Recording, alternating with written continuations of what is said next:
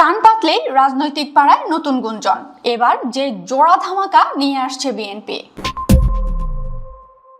ক্ষমতায় বসার মাত্র 1 মাস পার হয়েছে, এর মধ্যেই একের পর এক চমক দেখিয়ে রাজনৈতিক অঙ্গনের সব হিসাব নিকাশ যেন পাল্টে দিচ্ছে প্রধানমন্ত্রী তারেক রহমানের নেতৃত্বাধীন নতুন সরকার।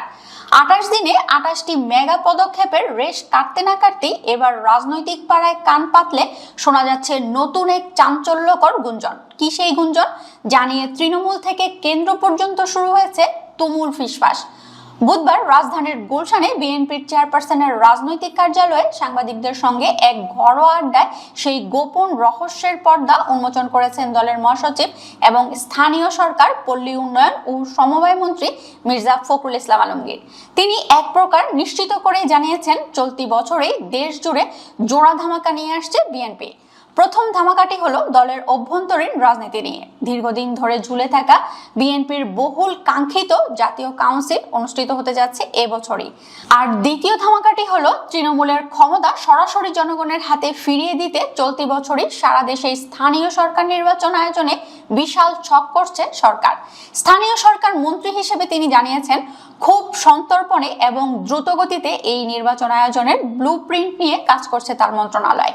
এই খবরটি জানাজানি হওয়ার পর থেকেই সারা দেশের তৃণমূল নেতাকর্মীদের মধ্যে রীতিমতো উৎসবের আমেজ শুরু হয়ে গেছে।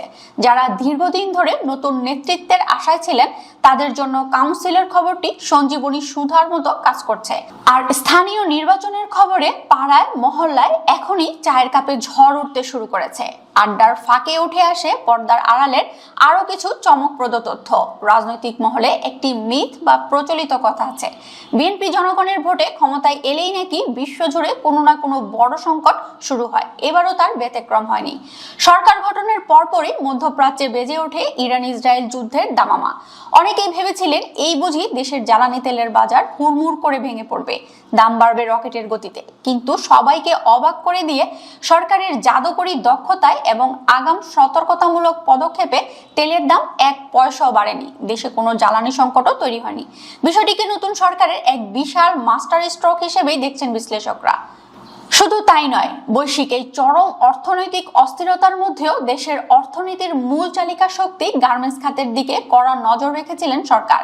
মালিক পক্ষের সঙ্গে সার্বক্ষণিক যোগাযোগের ফলে কোনো ঝামেলা ছাড়াই ঠিক সময়ে লাখ লাখ শ্রমিকের বেতন বোনাস পরিশোধ করা সম্ভব হয়েছে। সব মিলিয়ে রাজনৈতিক বিশ্লেষকরা বলছেন, একদিকে দ্রব্যমূল্য ও জ্বালানি বাজার স্থিতিশীল রাখার জাদুকরী দক্ষতা, অন্যদিকে দ্রুততম সময় দলীয় মেগা কাউন্সিল ও স্থানীয় নির্বাচনের ঘোষণা, সব মিলিয়ে বিএনপি এখন পুরোপুরি ফ্রন্ট ফুটে খেলছে।